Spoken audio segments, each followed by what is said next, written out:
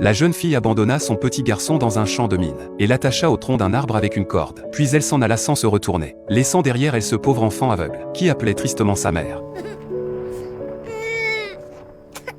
La jeune fille s'appelait Yagri. Elle venait tout juste d'atteindre sa majorité. Ce garçon aveugle était la marque de sa honte. 3 ans plus tôt, la guerre avait emporté ses parents. Les soldats américains avaient incendié leur maison. Cette nuit-là, un groupe de militaires l'avait remarqué. Son frère, amputé des 2 bras, avait tenté de la défendre, mais en vain. 3 ans plus tard, Yagri et son frère vivaient dans un camp de réfugiés en Irak. Beaucoup d'orphelins sans abri y survivaient tant bien que mal. Pour subsister, ils n'avaient d'autre choix que de ramasser les mines dans le champ voisin et de les revendre à bas prix aux trafiquants d'armes, en échange de quelques vivres. Ils n'avaient aucune connaissance du déminage. Ils ne comptaient que sur la chance. À présent, un enfant de 2 ans accompagnait souvent Yagri. C'était l'enfant qu'elle avait eu après avoir été violée par un soldat américain. Heureusement, un jeune garçon du camp, nommé Jacob, prenait soin d'eux. Quand ils avaient des difficultés, ils faisaient souvent appel à lui. Mais à cause de la guerre qui s'intensifiait, la vie dans le camp devenait de plus en plus dangereuse. Les frappes aériennes américaines étaient imprévisibles et fréquentes. Les réfugiés devaient être prêts à fuir à tout moment. Regardant son jeune enfant, Yagri se perdit dans ses pensées. Elle devait l'élever tout en portant sur lui le poids de sa honte. Sous cette douleur constante, elle supportait une souffrance bien trop lourde pour son âge. Cette nuit-là, une dispute éclata entre Yagri et son frère, à propos de leur départ du camp. Il ne leur restait presque plus de nourriture, et les mines des alentours avaient toutes été déterrées. S'ils restaient, ils mouraient de faim ou dans une explosion. Yagri proposa d'abandonner l'enfant pour faciliter leur fuite, mais son frère refusa obstinément d'abandonner son neveu. À l'aube, profitant du sommeil de son frère, Yagri porta son fils au champ de mine derrière la colline. 2 heures plus tard, un garçon du camp découvrit l'enfant, et courut avertir Jacob. Jacob accourut avec un groupe d'orphelins. Lorsqu'ils arrivèrent, ils virent le petit qui s'était détaché, et marchait déjà au milieu du champ de mine. Pris de panique, Jacob lui cria de ne plus bouger.